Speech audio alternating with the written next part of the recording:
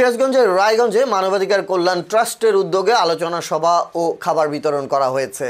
বুধবার 10 ডিসেম্বর উপজেলা চত্বরে এই অনুষ্ঠানের আয়োজন করে সংগঠনটির সিরাজগঞ্জ জেলা শাখা।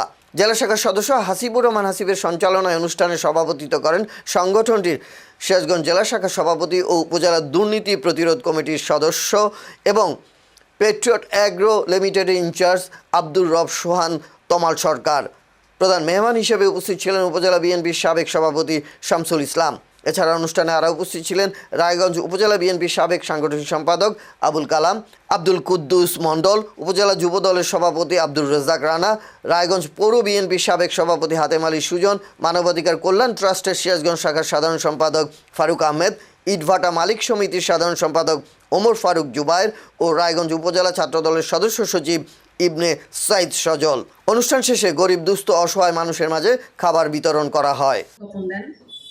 এবং 2001 সালে বাংলাদেশ মানবাধিকার ট্রাস্ট প্রতিষ্ঠার পর থেকে তাদের যে চলমান কার্যক্রম আছে দীর্ঘ 25 বছর যাবৎ চলমান আছে এবং গত 1 বছর যাবৎ যে কার্যক্রমগুলো আমরা দেখতে পাচ্ছি।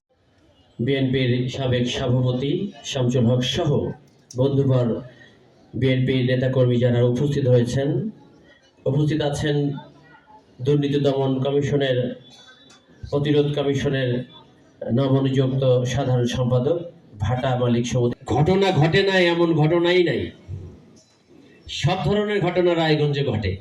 সব কিছুদিন আগে ছোট্ট একটি মেয়ে 11 বছর বয়স একটি মেয়ে আত্মহত্যা করলো কয়েকদিন আগে, 2 দিন আগে। কারণ কি ছিল? বাবা বেদম প্রহার করেছে, মারছে, যার কারণে আত্মহত্যা করেছে। সবচেয়ে বড় ব্যাপার, আমি অনুরোধ করব এখানকার যারা ট্রাস্টি আছেন, হ্যাঁ বসো, যে কিছু কাউন্সিলিং করা দরকার। আত্মহত্যার প্রবণতা রায়গঞ্জে এত বেশি যে আমাদের সাংবাদিক ভাইরা এটা নিয়ে নিউজ করেছেন, আমরা একাধিকবার এই বিষয়গুলোকে নিউজ হয়েছে। অধিকার বলতে আসলে মানুষের অধিকার, যেটা আপনি সমাজে বাস করতে যে অধিকারগুলো প্রয়োজন হয় সেটাই হলো মানব অধিকার। যেরকম অনেকে কিন্তু এই দেরিতে আসছে আপনাদের সাথে, অবশ্যই আসতেছে 20টা মিনিট। আমি একটু শিক্ষক সমিতির সাথে সাক্ষাৎ করে আসি। সবাইকে ধন্যবাদ। আর যারা ঘোরাফেরা করছেন তারা একটু দয়া করে এখানে আসেন, বসেন।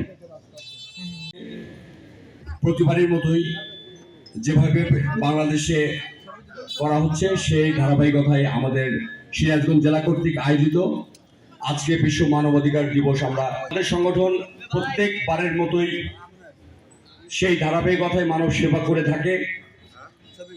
মানব সেবার ঊর্ধ্বে আর কোনো কল্যাণ নাই আমি মনে করি। নির্দলীয়